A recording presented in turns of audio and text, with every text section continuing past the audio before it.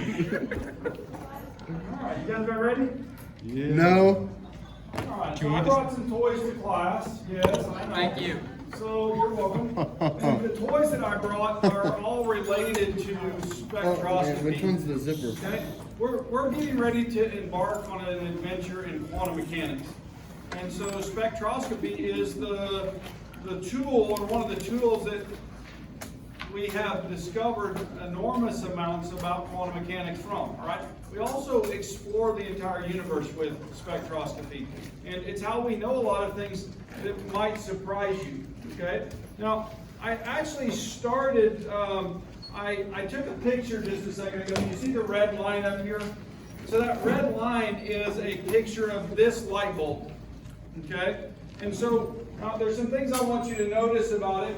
Number one is that it's predominant in the visible part of the spectrum going out into the infrared. You guys see that? And so when I'm looking at that, then I can see that. And right now I've actually got my spectrometer on and I'm looking at the light bulb still. And so you can see that it's not, let me get back on it. If I change the voltage, you guys see the voltage change. What happens to the light bulb? Let's just look at the light bulb right now and watch. I'm going to change the voltage.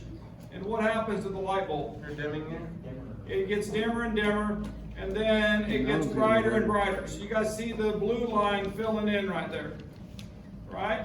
And so in fact, then it gets to where it's matching the one that I took the picture of. And in fact, I can make it a little bit wider. Okay, I didn't realize I wasn't fully on it when I took that first picture. I thought I had it wide open, I didn't. And so, do what? There's the maximum amount, the capacity of the spectrometer, I'm overloading it. Okay, so I need a slit to take away a little bit of light, but that's why it won't go over. But if you'll notice then, as it dims, the intensity goes down, right? And not only that, there's another thing that's happening. What's happening to the peak? Is it shifting right into the red? It is, isn't it? Right? And so what we can do is we can look at that. In fact, you guys saw that picture in the lecture notes, right? And so if we back up in the lecture notes from here, then I showed black body radiation. And so this is the picture that we're looking at right now. And we're seeing it, actually it's flipped over, okay? The red is on that side and the blue is on this side, but as you see, it shifts away from the blue as the temperature cools. And so this is a relationship, the maximum, the energy emitted from a body, the higher the temperature, the brighter the light. In fact, this is how we know the temperature of stars that we've never visited, right? That's how we know the temperature of our own sun. We've never been there, but the light source from there tells us the temperature. It's kind of cool, isn't it? Yeah. Kind of warm. Yeah, it is kind of warm, right? But quasars, the really hot stars, right? They even are brighter and fill that spectral picture even more in the white light. Okay? So this is one of the things that we can get out of an understanding of materials and interaction with light and those types of things. So I thought that I would show that to you. All right? Now the next thing that we can get, I brought some light bulbs which allow us to look at line spectrum. Okay? And so instead of just talking about them on the board and showing these nice lines, right? I think it's always better to bring the bulb, and we're going to dim the lights here too so you can see.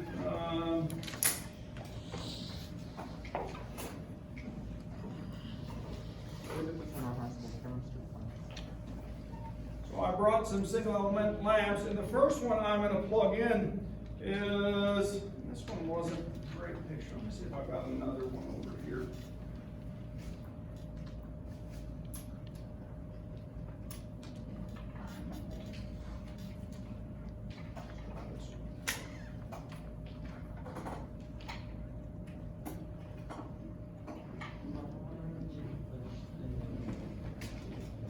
sometimes these lamps go bad. And so,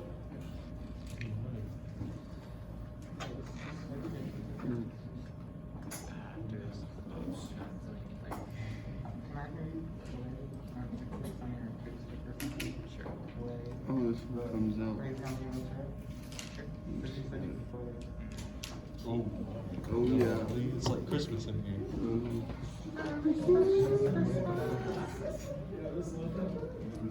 so what do you guys see? Disco tech party. And the exit Discotheque sign. party. And the exit sign.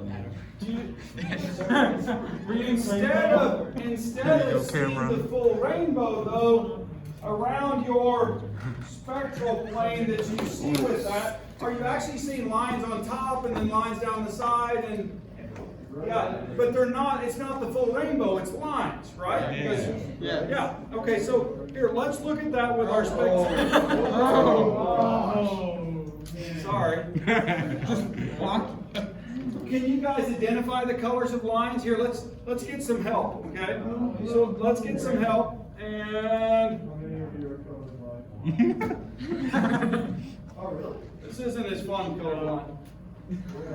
It's just more shades of green.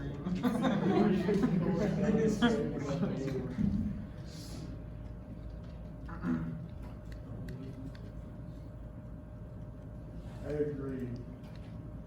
All right, so now I've taken a picture of the lines that this thing is producing, okay? And so, like, there's a really big line right there at about 600 nanometers. You guys see that? Now, I'm non-calibrated, so I may be slightly shifted off of what we're going to look at. But look right there. You guys see that line right there? Yeah. Yeah, that line right there is that line right there. Okay. Wow. All right? And so, if we go up, then about 670 and 650 up right there. You guys see that line right there? Yeah. So this lamp has helium in it, I agree. right?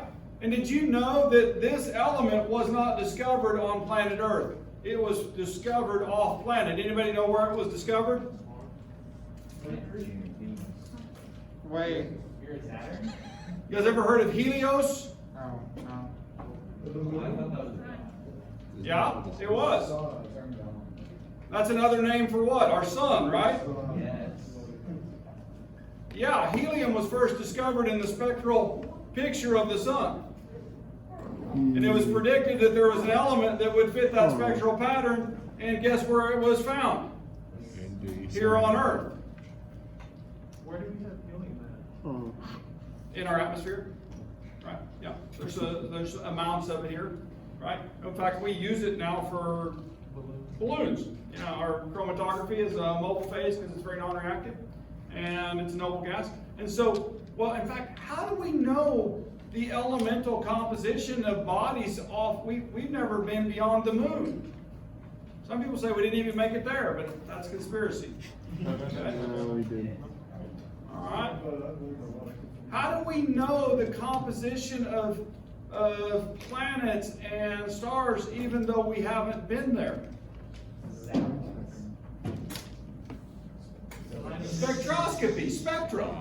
These lines are very specific to the electron transitions that they represent. And so if we can see the spectral color, or if we're looking at a planet, colors that are removed because of absorption, okay?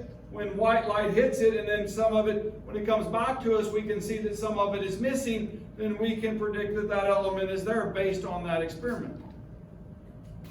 Because this is pretty powerful stuff. Okay? Now, it actually played a big role, this element played a big role in physics and an understanding of all elements, right? What did I do with the box there? This, oops, this came out of order.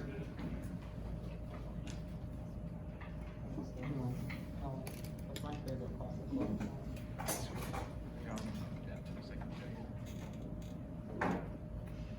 Nancy is my favorite concept about the class. She's so underrated.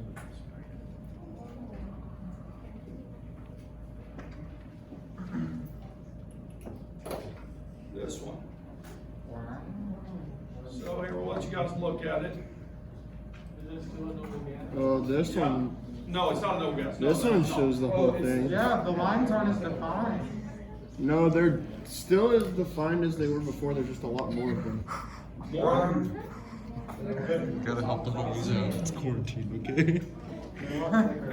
Did you put it on there? Yeah. There are only four, I've been doing it. 4 red lines there. There's 1, 2, 3, 4, 5, Oh. 6. Yay. Like one of them is really hard to see. So let's look at this with our spectrometer and see if we can't figure out which one this is. So let's take a picture of it. And Red is the one that's.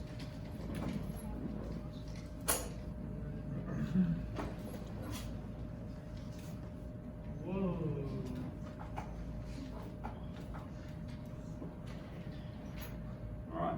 So now we've got a picture of that element. And if we're looking in the green up here, right, we can see where it has lines in different places than helium does, right? So it has a signature in terms of it being present, okay? And in fact, could we build standards for all the elements and look at them? Sure we can, okay? So what we're seeing is that these lines are very characteristic of particular elements, okay? And these are line spectra. Now, your book gives those images in this fashion, right, on the black background, the different colors. In fact, that comes from what's called a spectrograph, okay? And so we have some upstairs. I don't bring them down because there's not enough, and it takes a little bit for you guys to figure out how to use them. So we do that in the lab when we use those. And so, anyway, so that's that picture. But what we're looking at in terms of this, if I go to the red part of the spectrum and I find that line right there about 650 to 660, right? Well, in fact, we can get that specific number if I drop on down here. And we go to this picture, it's 656.3 is the calibrated spectrometer number on that, okay? So that's that red line. And in fact, what we know from mathematics the Bohr brought about is that energy transition, right? From energy level 3 down to energy level 2 is the right amount to produce a wavelength of light, 656 nanometers. Okay? And in fact, Bohr's mathematics, if you look at that from the hydrogen spectrum, right, is right here. And so looking at those transitions from one energy level to another gives us the amount of energy. Now what that's representing is a quantum step for an electron. It can be in one position or the other, right? Now the device itself takes the lower energy state electrons and moves them to a higher energy state, right? And it occupies all of those, and as they decay back down, then we get the wavelengths of light out of the lamp. Okay? So, but that's how we know this stuff. It's kind of cool, isn't it? We have to do a couple more colors just for fun. Colors, lines, all right? Ow, that one got hot. Oh, that's gone too long.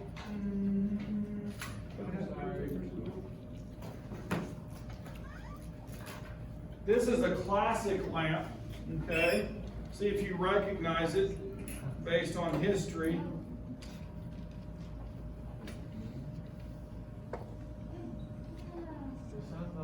There you go, Ooh, homies. yeah. Oh, yeah. Yeah. That one's legit. This is wow. It's kind of crazy, isn't it? Kind of cool? Yeah. Makes me feel flamboyant. So, oh, sorry. Yeah, I should warn you about that, shouldn't I? Here, let's clean up our palette just a little bit, or maybe not. Let's leave it on for just a second. We'll just open well, just so you guys can see that when I start looking at neon,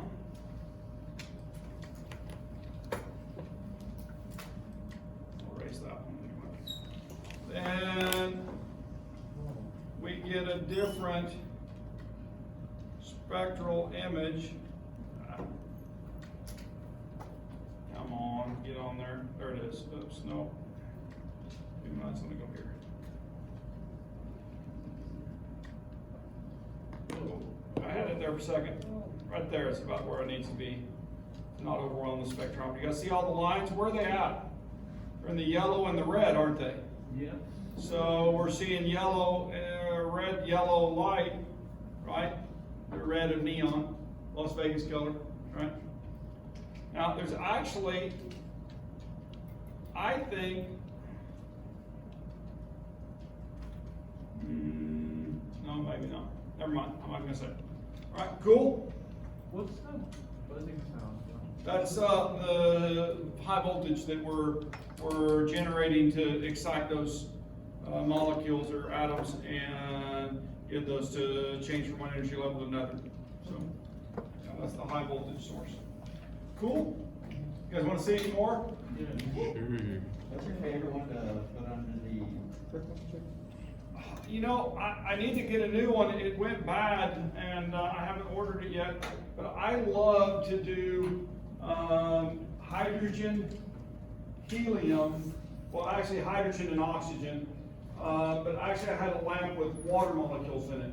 Really? And so then you see both hydrogen and oxygen in there, and then you can show the hydrogen. You can take individual pictures of hydrogen, oxygen, and then show it with both of them present. And those lines, those match up perfectly. But my water lamp is bad right now, so I didn't even get oxygen out because of that. If that makes any sense. What color is the oxygen here? Is it clear? No, it's not clear. It produces wavelengths of light too on the right side of the spectrum.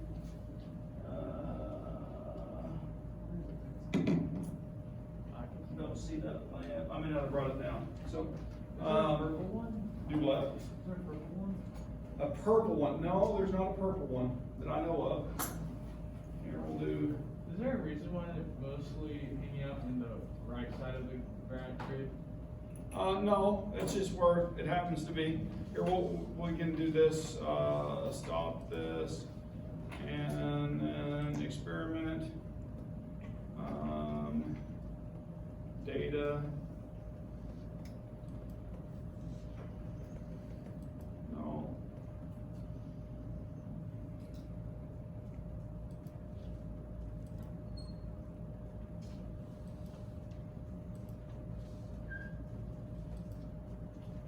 And then we'll start over again. And oh, there's purple. How's that?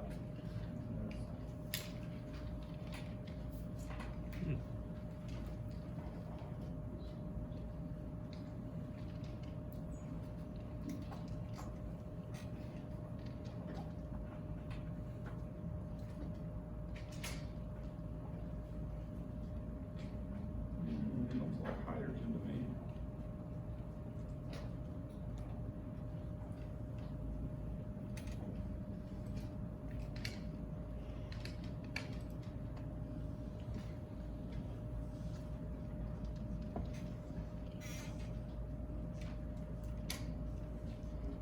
Looks like hydrogen, doesn't it? How many lines you guys seeing? Two good ones? Good ones, the rest are sort of.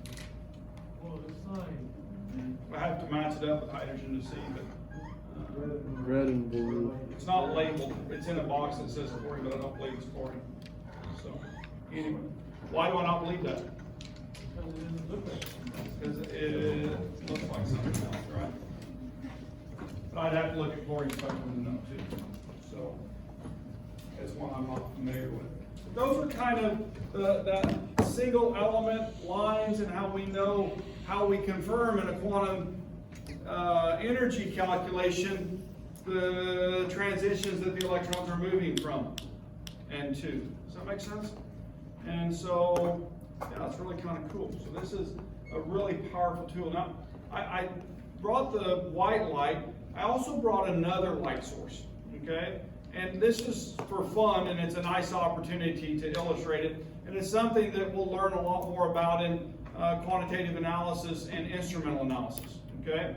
And so this light source is, I actually have a better one that's more rounded. This one's very specific. I had to steal it out of the organic stock room because my light's missing.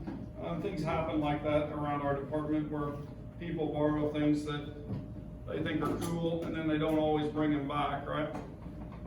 And so this one didn't always, or is a little bit narrower in band. So I'm not going to show it to you with your glasses, okay, because it's 254 nanometers. Now, if I'm talking about 254 nanometers, what part of the spectrum am I in? Right? In terms of the experiment, I'm down here, right? Yeah, so there's 400, that's probably 300. Ultraviolet. I'm ultraviolet, and so what do we know about ultraviolet light? It can cause sunburn, and the same thing, it can cause retinal damage, right? And so now some of these other lights produce a few bands, but we're wearing glasses that to look at those and not doing it for very long. But I know that about this one, and you guys see where that line is coming up right there? Yeah. So let me snap a picture of that.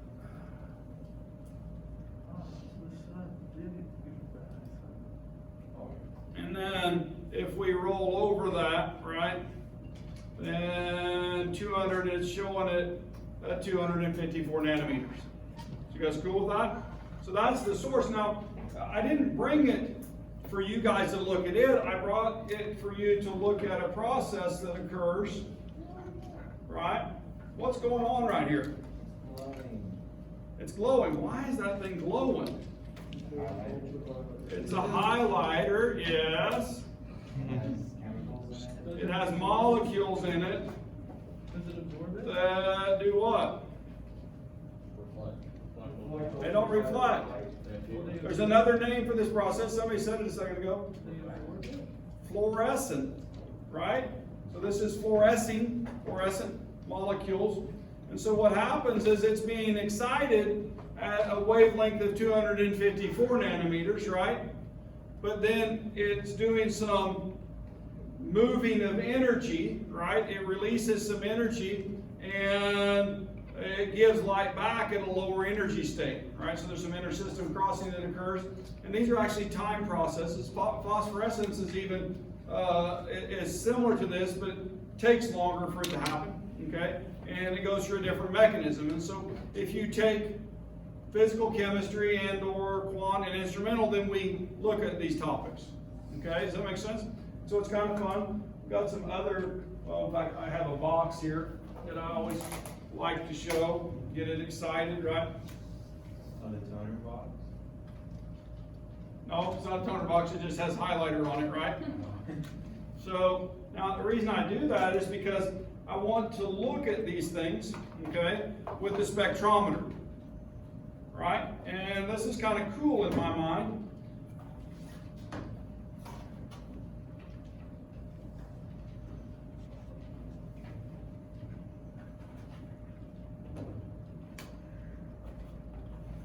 Light is not made to be used that way. All right. So, whew. That even got me that time. All right. So collect. Erase and continue. So, this is a fiber optic cable if you guys haven't figured that out yet or not, right? It's got a glass lining on the inside, so it takes the light and puts it into my spectrometer. And so, I didn't say that. But, so you guys, I should have left the source on there. What was I doing? Let me put it back up.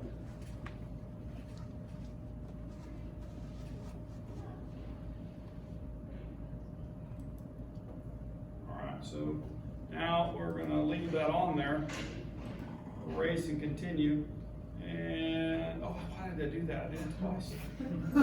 It's on film too, because I want to post this I was one. like, wait a minute.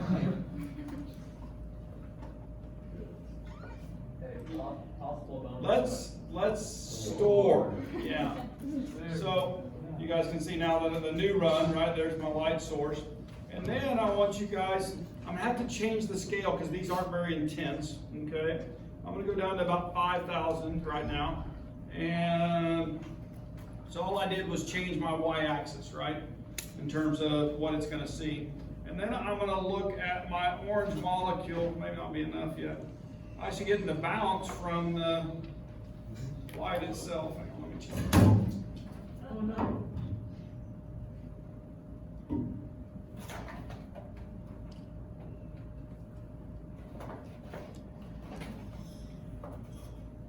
All right, so now we can see that pretty good, right? And so I'm gonna go on to the orange. You guys see it? Yeah. So it's coming up, so you can see the source right there, but then as soon as I hit the orange ink, then it jumps around 600 nanometers, right? And so that's the light that the molecule, it's taking the 254 and converting it to that. You guys with me? Yeah. And so if I look at the green over here, and I'm gonna see, well, green light, aren't I? You guys see the hump that came up there in the green? So you still see the source bouncing, but you also are seeing the green fluorescence. Now what's really interesting, if you look at the blue, right, you see the green molecule plus another bump there, right? And so we're getting some more blue purple light that's mixing together to get that blue color. It's kind of fun, isn't it, right? Or if we look at the cap, then we see that green again, a different molecule based on the spectral shape. The other one, that's a pretty good one, isn't it? Getting pretty good bounce there. So that is actually a process of electrons being excited to one place, right? Changing locations, and then from there cascading back down to give off light in that process we call fluorescence. Yes, sir. Okay, so, not be a stupid question, but okay, so the range we see between purple and red, that's the visible light, right? Yes, between the purple and the red up here, yes. So, how can we see ultraviolet light if that's not part of the visible light spectrum? Because this spectrometer has eyes that go down into the ultraviolet. No, I mean, like if you were to shine the lamp at me, that will hurt my eyes. Well, there's part of that that's coming in the visible, right? So if I really poke on that thing, you see that purple line right there? Yeah, so there's actually a pretty big purple line. I wanted you to see that the predominant line is at 254, right? That's the one that's doing most of the excitation. Okay, cool? Yeah. So you use this literally in a sealed closed box in organic. You do things like thin layer chromatography. We're going to do paper chromatography this week. But to see organic molecules, they fluoresce, many of them fluoresce at 254 nanometers. And so you can go into a darkened room and look in a box with a black lamp in there, or you can actually put a fluorescent dye on your thin layer chromatography to be able to see where those molecules move to. Okay? So you guys kind of understand that? So I can actually identify them. I take a pencil, circle them when I find them, and then I can take it out into the regular light and do what we're going to do this week in lab and do retention factors for those molecules. Okay? Now I brought some other sources just for fun because we talk about monochromatic light, okay, and there's different ways to get it, but some sources are actually monochromatic, right? And so if I'm looking at a green laser, then you see that line right there in the green, right? So if I look at a red one, what do you think? In the red? It's going to be in the red, right?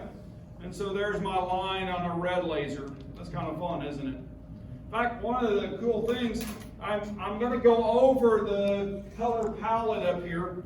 Now, I'm going to start on white, okay? And so I'm on my computer screen. That's what white light on a computer screen looks like, okay?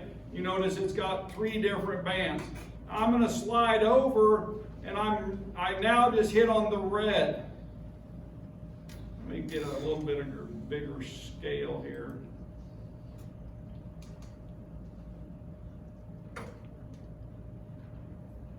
And so I'm on it, now I move to the red. And so as I'm coming across the red, I'm now moving into the yellow, edge of the green. I'm in the middle of the green, going into the blue. Now I'm in the purple, and now I'm back on the white.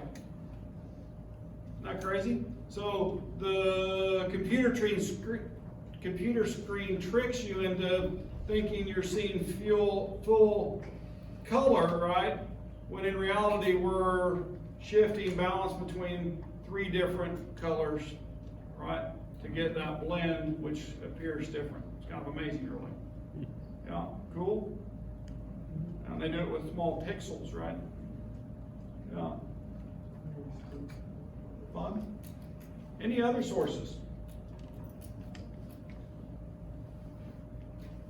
Phone light, should we look at that?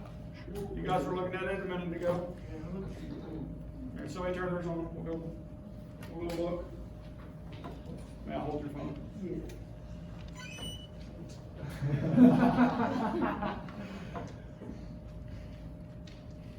Whoa.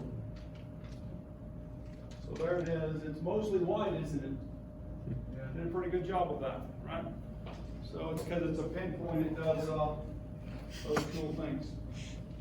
All right, anything else that I brought? You guys have any questions, comments? So, how does it pick up the light? How does it pick up the light? The spectrometer? Does the light just go The light's the source, the energy, right? So there's energy from the light, and it goes into the light tube, the fiber optic cable, and it goes to the inside of the spectrometer in that fashion.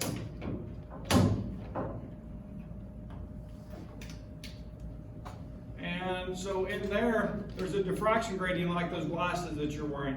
So the light hits that diffraction grating and it's spread out. Hang on just a second. Let me go see.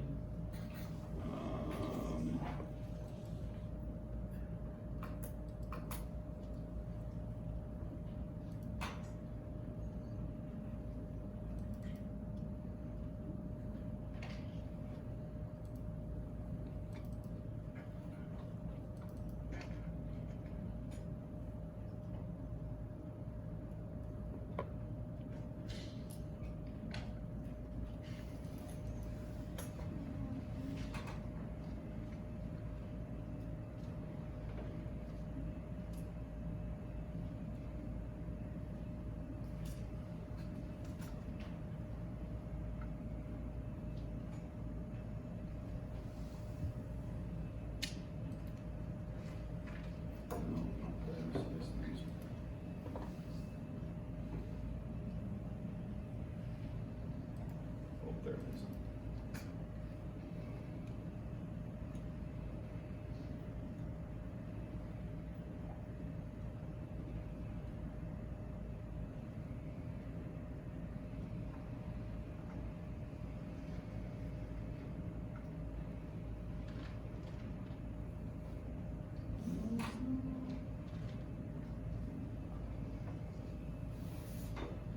Oh, I had a spectrometer picture in here. Oh, there's a spider that's out. But you need an insect collection spider. He's right there. Oh, where did I go?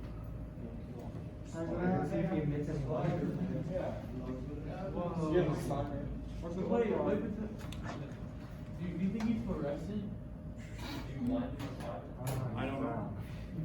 Does it catch on fire easily? I think he like blinded him. We could try it. He's stunned. He's stunned, bro. I froze him. Frozen. How easily do they travel? Do what now? How many feet do they drown? Can I burn it? Oh, he's going again. Oh, he's back at it. That's the thing, you got Look at him. He's freaked out. Yeah, he's like, what's wrong with him? Oh, I'm not finding the picture that I want. Let me just go to the board and do it there. So, he's gonna get on my cart and go upstairs with me. Watch your eyes. You guys ready? 3, 2, 1. Oh, here, I'll do this one. Oh, perfect. Cool. So, that's the. That's good light. So the fiber optic cable, the light's coming in the tube, right? And there's actually what's called a slit right there, okay? And so the slit reduces the amount of light. Now that one has a fixed slit. Some of them are adjustable in some spectrometers. And so we get this narrow band of light, and it hits on a device like your glasses, and they call it a diffraction grating, okay? And so when the light hits on that, then what happens, you get a blue. Is here red anymore? What is that? Pretend like some of it's red. But from there, you'll get light. It's a really good eraser, white light. What a Good shot.